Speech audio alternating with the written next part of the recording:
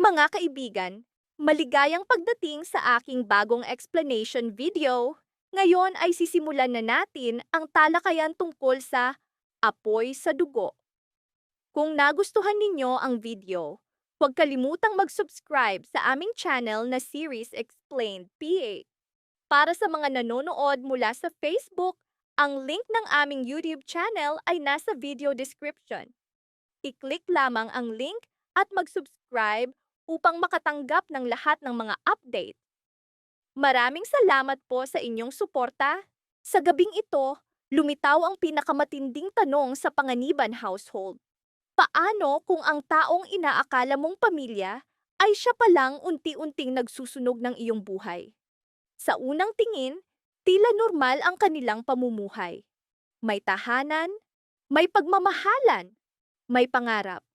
Ngunit sa likod ng tahimik na hapagkainan, sa likod ng pilit ng ngiti, may apoy na dahan-dahang lumalamon sa kanila. At nagsimula ang apoy na iyon sa pagdating ni Angel. Isang babaeng magalang, banayad, tila hindi makakapanakit. Ngunit habang lalo siyang tinatanggap ng pamilya, lalo namang gumuho si Vanessa. Tahimik ang bahay, ngunit puno ng tensyon. Nakakulong si Vanessa sa kanyang kalungkutan, habang si Angel ay unti-unting pumapasok sa buhay ng mga mahal niya. Imbes na utupagin mo yung asawa mo, yung anak mo ang intindihin mo. Isang simpleng linya, ngunit puno ng lason, sapagkat sa gitna ng paghihirap ni Vanessa, may isang taong palihim na natutuwa. Ang pinakamasakit, unti-unting naniwala si Marco na si Angel ang nakakaunawa sa kanya. Isang lalaking basag, pagod, nilulunod ang sarili sa alak, tinatago ang sakit. Dami akong inaasikaso, ma. Kasi kung hindi ako kikilos, walang mangyayari. Ngunit ang katotohanan, hindi niya alam kung paano ililigtas ang pamilya. At habang siya'y bumabagsak, lalo namang lumalapit si Angel.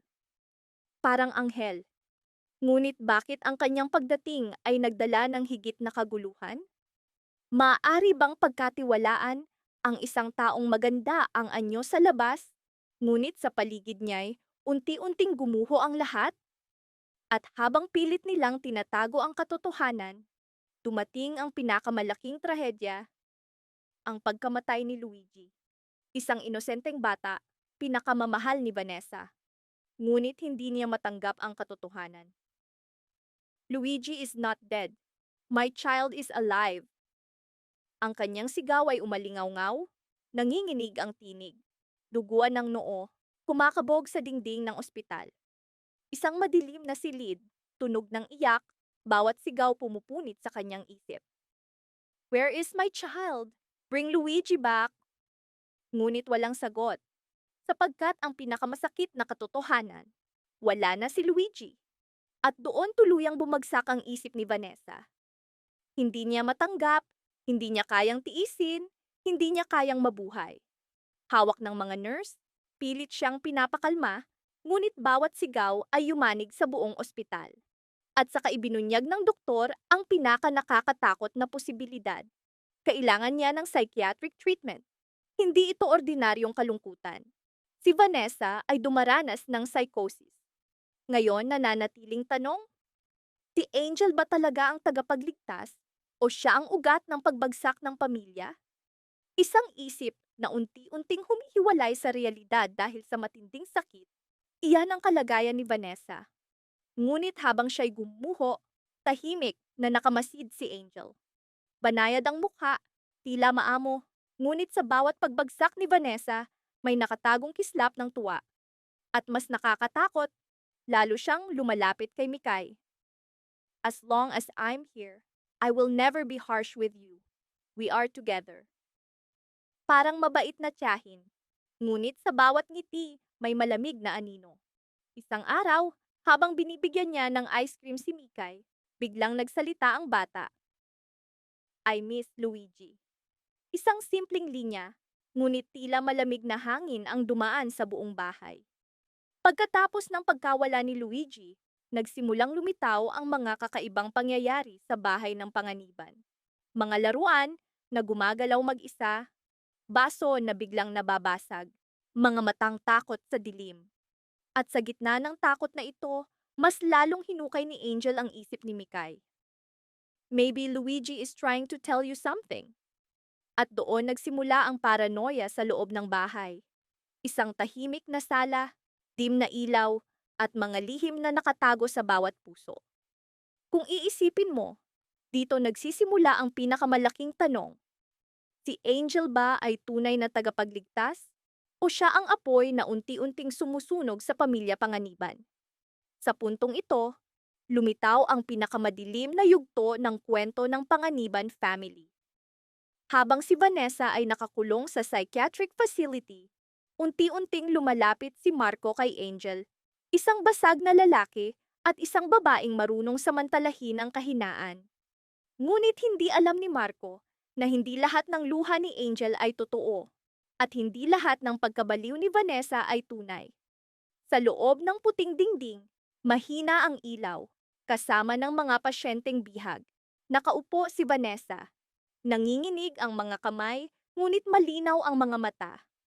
At sa kanya bumulong ng pinakamalaking sikreto, I must make everyone believe I am sick. Hindi siya lubos na baliw. Umaarte siya, sapagkat iyon lamang ang paraan upang mabuhay at protektahan ang sarili laban sa pagkakahawak ni Angel. Dito, lalo pang dumilim ang kuwento. Kung umaarte si Vanessa, ibig sabihin may isang taong sinasadyang patunayan na siya'y baliw. Unti-unti niyang naunawaan ang tunay na plano ni Angel. Mga ngiting peke, mga sitwasyong sinadya, banayad ngunit lason na salita. If I were you, I would leave my husband. Ganito ibinubuhos ni Angel ang lason sa isip ng lahat. Hindi sa sigaw, hindi sa dahas, kundi sa pagpapanggap na siya lamang ang nagmamalasakit. Ang pinakamasakit, lalo pang lumayo si Marco kay Vanessa. Hindi dahil nawala ang pagmamahal, kundi dahil sa pagod. Pagod sa trauma, sa kaguluhan, sa babaeng hindi na niya maintindihan. Bawat pagbisita niya sa facility, mabigat ang kanyang mga mata. Get well. We are waiting for you, Mikay and I. Ngunit sa likod ng mga salitang iyon, unti-unting bumibitaw ang bahagi ng kanyang puso. Ramdam ito ni Vanessa.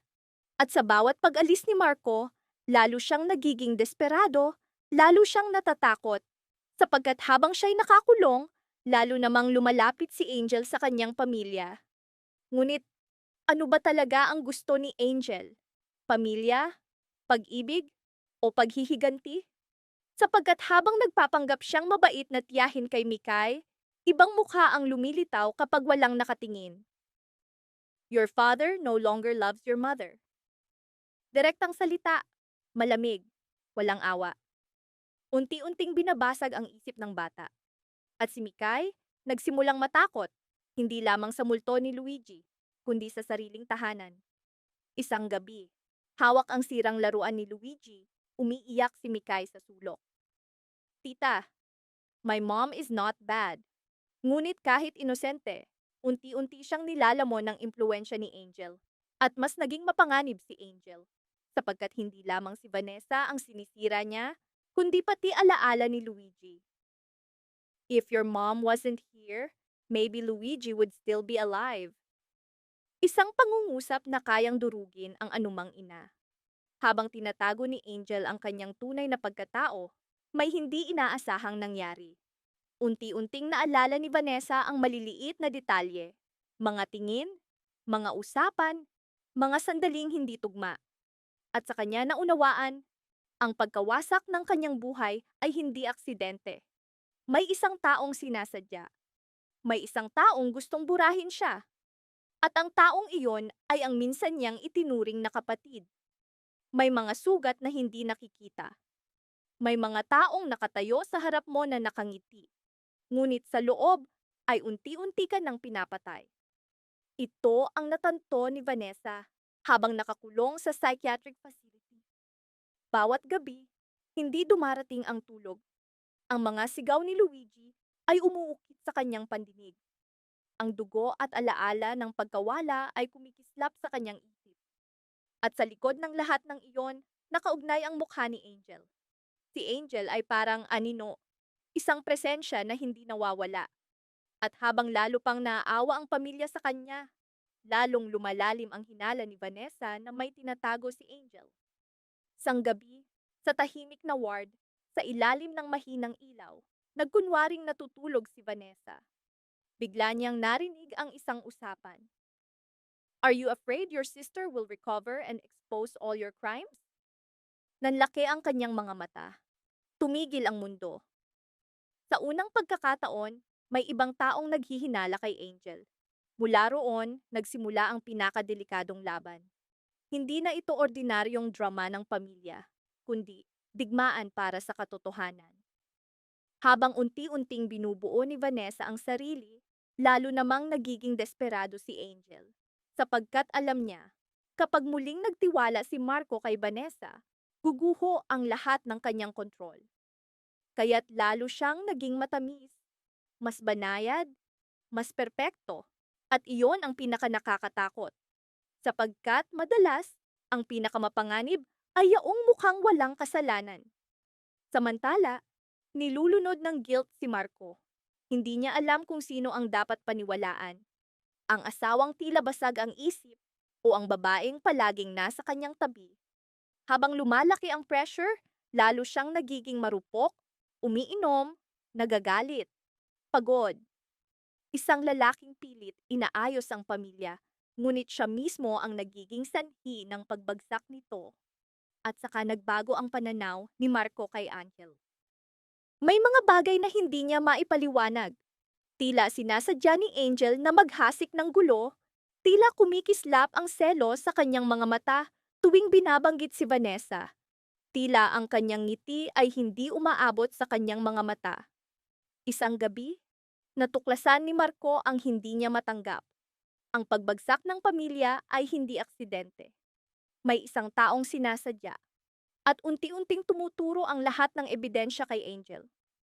Kung iisipin mo, dito nagsisimula ang pinakamalaking tanong. Si Angel ba ay tunay na tagapagligtas? O siya ang halimaw na unti-unting sumisira sa pamilya Panganiban? At gabing iyon, tuluyang bumagsak ang mundo ng Panganiban family sapagkat bago pa man mabunyag ang katotohanan, mas nakakatakot na pangyayari ang sumiklab. Nawala si Mikay. Tahimik ang bahay, saka sumabog sa sigaw, takot at kaguluhan. Tumakbo si Marco, nanginginig sa pangamba, desperadong hinahanap ang kanyang anak. Ngunit sa gitna ng lahat ng ito, si Angel ay nanatiling hindi pangkaraniwang kalmado. Masyadong kalmado, para bang may hinihintay. At doon nagtapos ang gabi. Isang gabing tuluyang nagwasak sa lahat. Habang hinahanap ni Marco si Mikay, unti-unting lumitaw ang nakatagong katotohanan. Isang katotohanan na maaaring tuluyang sumira kay Angel o lubos na magbasag kay Vanessa. Ano ang mas nakakatakot? Isang lantad na kaaway o isang taong nakangiti habang unti-unting winawasak ka? Sa labas, bumuhos ang malakas na ulan at tumatakbo si Marco sa putikan. Bawat hakbang ay papalapit sa lihim na matagal nang nakatago. Nanginginig ang mga tinig. At sa unang pagkakataon, nakita ng lahat kung gaano katakot si Vanessa na muling mawala ng anak. Ngunit habang lahat ay balisa, iisa ang nanatiling kalmado. Si Angel. At mula roon, lumalim ang hinala ni Marco. Bakit siya hindi natatakot? Bakit tila sigurado siyang magiging maayos ang lahat? Habang lumalalim ang gabi, unti-unting lumilitaw ang tunay na mukha ng bawat isa. Si Vanessa, sugatan at mahina, pilit tumakas mula sa facility upang hanapin ang kanyang anak. Sapagkat kahit basag na siya, hindi kailanman namatay ang pagmamahal ng isang ina. At iyon ang kahinaan ni Angel. Hindi niya maunawaan kung paano kayang tiisin ng isang ina ang sakit para sa pamilya. Sapagkat si Angel ay handang sirain ang lahat, basta't matupad ang kanyang sariling pagnanasa. Pag-ibig, atensyon, lugar sa pamilya. Lahat ng iyon ay naging mapanganib na obsesyon. Dahan-dahang lumitaw ang matagal nang nakabaong sakit ni Angel. Palaging pangalawa, Palaging kulang, palaging hindi sapat. Ngunit sapat ba iyon upang wasakin ang sariling pamilya? Maaari bang patawarin ang isang taong handang gawin ang lahat, basta't maramdaman niyang siya'y mahalaga? Sa ulan, sa gitna ng sigaw, nagharap sina Vanessa at Angel. Parehong umiiyak, parehong sugatan, parehong puno ng galit. Ngunit sa kanilang mga puso, magkaibang damdamin. Why are you doing this to me? Sigaw ni Vanessa, nanginginig ang tinig. At sa unang pagkakataon, nawala ang banayad na mukha ni Angel. Lumabas ang kanyang galit, selos, at matagal nang hinanakit. I'm tired of living in your shadow. Tahimik ang paligid. Para bang pati hangin ay natakot. Doon tuluyang nabasag ang maskara ni Angel. At sa tabi nila, bumagsak si Marco sa luha. Unti-unting natanto na siya mismo ang nag-anyaya ng apoy sa kanyang tahanan. Ngunit lumitaw ang mas mabigat na tanong, tapos na ba ang lahat? Sapagkat may isa pang lihim na hindi pa nabubunyag. Isang katotohanan na kayang baguhin ang buong kuwento. Nang tumingin si Vanessa sa mga mata ni Angel, puno ng galit, isang tanong ang bumalot sa gabi. Mayroon bang tunay na inosente sa pamilyang ito? O lahat ay may tinatagong kasalanan? At doon nagtapos ang gabi. Ang gabing tuluyang nagsunog sa pamilya Panganiban. Maraming salamat sa panonood ng buong video. Para mapanood ang susunod na episode explanation, huwag kalimutang mag-subscribe sa Series Explained PH channel.